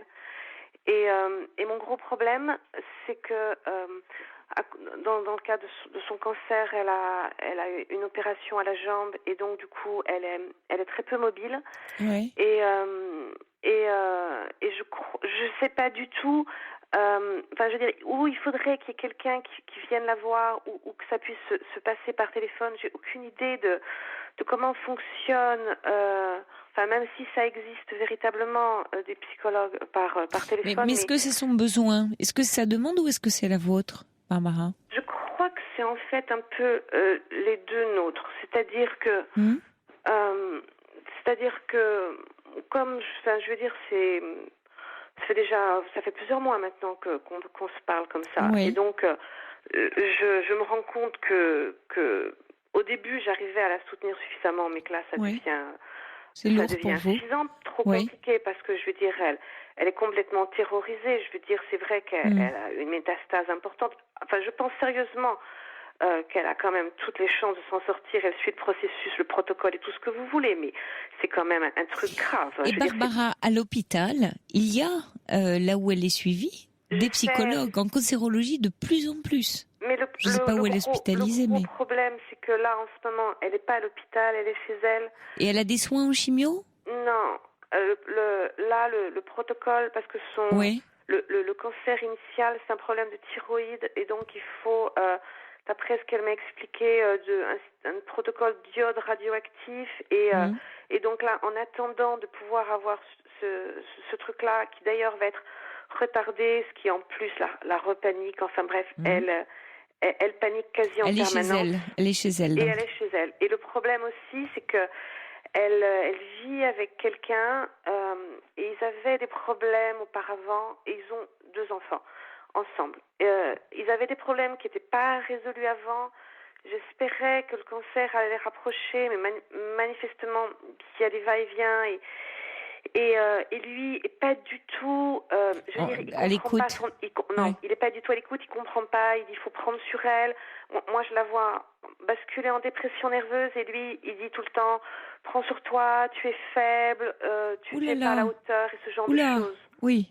Donc, elle n'est pas aidée, oui. Non, il y a un énorme décalage. Il y a un énorme décalage, et je sais que par moment elle a pensé au suicide. Je dirais, elle me l'a dit de manière allusive, mais je sais qu'elle y a pensé. Et aujourd'hui, elle a fait une énorme crise de nerfs. Ah oui, vous êtes très inquiète pour elle, oui, je comprends. Oui, je comprends. Oui, je comprends. Je suis vraiment inquiète. Et je lui dis, téléphone à l'hôpital, ils pourront peut-être te donner des numéros, mais elle veut pas téléphoner. En même temps, je crois que j'ai l'impression qu'elle commence un peu à se dire que oui, elle aurait besoin d'un psy, mais elle sait pas vraiment comment procéder. Un psy, oui, quelqu'un à qui parler. Alors, je trouve que ça relève d'un professionnel à ce stade-là. Oui, en tout cas de tous ceux qui travaillent en oncologie. Alors, il y a Bambi qui envoie un message et qui a tout à fait raison, et qui dit atteinte aussi de ce mal. Les associations sont formidables. Elles proposent des rencontres, activités, entre autres Oncoval. Alors celle-là je la connais pas, dit Bambi. Bonne chance.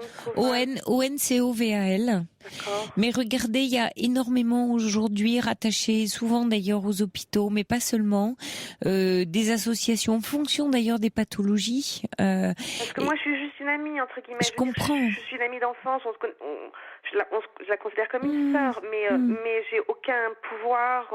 Non, mais elle est suivie. Il y a bien, voilà. Mais pas psychologiquement. Non, mais j'ai compris. Mais Yvan dit la même chose que moi. Il existe des personnes qui peuvent soutenir au niveau de l'hôpital. Il y a bien donc un service à l'hôpital auprès duquel elle est rattachée. Elle est suivie, ça je pense que c'est pas elle est suivie à la Riboisière, je suppose. Bah oui, bon, mais très moi, bien. Je peux pas téléphoner à la Riboisière. Bah bien sûr que si, au service d'oncologie. En disant que je suis inquiète et qu'éventuellement. Non, pas en disant que vous avez une amie qui est en oncologie pour savoir quels sont les psys rattachés au service. Parce que elle habite pas sur Paris malheureusement, elle habite en grande banlieue. Oui, mais elle est suivie là-bas. Oui, elle est suivie voilà. là-bas. Donc, soit elle fait la démarche d'appeler son médecin traitant ou les équipes qui la suivent, et vous êtes à côté d'elle, elle passe le coup de fil et elle demande quels sont les psys qui sont rattachés au service à qui elle pourrait parler. Voilà. Ou auprès d'associations, et vous l'aidez simplement dans la démarche, vous êtes là quand elle passe le coup de fil. Elle est encore capable de passer un coup de fil, non ? Oui, ça, elle voilà. est capable. Donc vous êtes juste là en soutien. Mais oui, c'est ça mon inquiétude, parce que j'ai l'impression que j'ai un rôle qui est totalement déséquilibré. C'est-à-dire, parlez-moi de vous. Oui. C'est-à-dire que je me suis tout de suite senti le besoin de la soutenir, et j'ai le sentiment de pas mettre c'est pas du tout que je regrette ou que je refuse de continuer à la soutenir, mais j'ai l'impression de ne pas avoir mesuré l'ampleur de la tâche, quoi. Ça me c'est-à-dire que vous, en cherchant bien sûr à la soutenir, vous vous êtes tellement mobilisé que vous avez l'impression que vous êtes en train de couler, quoi, que trop c'est trop. Je me sens débordée. C'est même pas seulement pour moi, mais j'ai l'impression, en plus, elle se raccroche beaucoup à moi, ce qui est normal, parce bien sûr. Non, mais c'est surtout que, vu votre posture, comme vous dites, elle vous a pris en bouée de sauvetage, logique, vous voyez. Voilà. Donc c'est la relation, elle est de part et d'autre. Maintenant, vous me dites que vous en avez parlé avec elle et de votre sentiment justement. J'ai l'impression qu'elle commence un peu à comprendre que pour vous c'est compliqué. Non, pas que pour moi c'est compliqué, qu'elle a besoin d'un psy. Je lui dis pas que pour moi c'est compliqué. C'est absolument.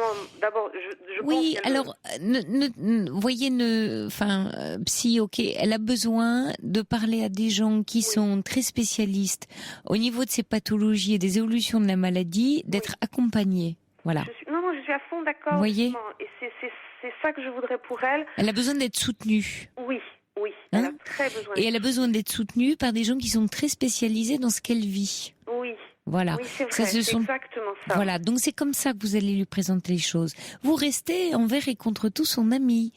Et vous allez être là pour qu'elle passe le coup de fil au service de l'arrêt Boisière où elle est suivie, pour qu'il lui donne des conseils, où s'adresser, peut-être dans sa ville, peut-être à l'hôpital. Est-ce que par téléphone ou pas? Est-ce qu'il y a des gens qui peuvent venir à domicile? Vous voyez, d'essayer de balayer avec elle l'éventail des solutions de soutien. Oui. Oui, non, je sais qu'elle a besoin de soutien. Je le sens Et vous, ce sera aussi une façon de vous soutenir vous-même, parce que vous ne pouvez pas tout porter et vous ne pouvez pas faire en sorte, toute seule, qu'elle aille bien ou qu'elle aille mieux. Mais c'est ce voilà. que je ressens de plus en plus. Mais oui, mais c'est normal. C'est vraiment ce que c'est normal, Barbara, que vous ressentiez ça. Parce que vraiment, c'est très particulier, très spécifique. Oui, voyez, c'est vrai. C'est pas seulement une amie qui a le blues ou qui va pas bien. C'est quelqu'un qui est atteint d'une maladie très grave, voyez. Et donc, je lui dis, tu sais, parce que ça n'a absolument rien à voir avec l'histoire et mon histoire à moi n'a rien à voir non plus. Enfin, je veux dire, c'est pas pour parler de moi du tout que j'appelle. Moi, j'ai déjà eu des gros coups de blues et j'ai déjà été voir, mais dans un cadre pas physique, je veux dire. J'ai été voir des psys et je sais que ça peut soutenir. Mais je m'en rends compte vraiment. Et j'ai des amis aussi. Mais quand je lui dis, elle me dit systématiquement, mais c'est pas pareil. Moi, c'est un risque parce qu'elle a besoin. Oui. C'est vrai, Non, c'est vrai, Barbara, c'est qu'elle a besoin des deux. Et que c'est pour ça que moi, je vous parle absolument de services d'oncologie, parce qu'elle a besoin d'être traitée aussi en psy, bien sûr, mais dans cette dimension-là. Alors, il y a un auditeur qui dit en cas de grave grise ou de grosse frayeur, il y a les urgences psychiatriques, bien sûr, qui peuvent venir en aide rapidement et il se déplace même sur la demande d'une amie. Mais je pense que ça risque de la choquer. Ça va lui faire peur. Mais Yvan, vous voyez, pense la même chose que moi. Téléphoner à l'assistante sociale ou au service de l'hôpital. En tout cas, bonne chance, Barbara. Et effectivement, restez pas seule avec ça. Vous êtes tout à fait dans le vrai, mais elle a juste besoin d'être auprès de spécialistes. Bonne nuit à vous, Barbara. Merci de nous avoir appelés. Au revoir. Au revoir. On se retrouve demain dans la Libre Antenne. Passez une très très très belle nuit.